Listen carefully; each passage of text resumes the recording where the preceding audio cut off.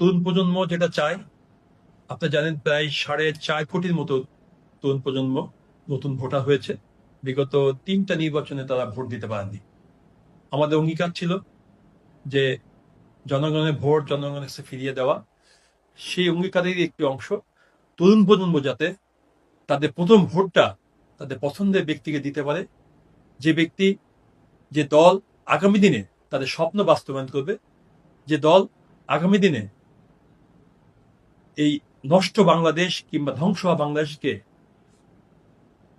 নতুন করে আধুনিক বাংলাদেশ তৈরি করতে হবে, সেই দলকে তারা যাতে ভোট দিতে পারে, সেই ভোটটা আমরা তাদেরকে ফিরিয়ে দেব। এটা আমাদের অঙ্গীকার ছিল।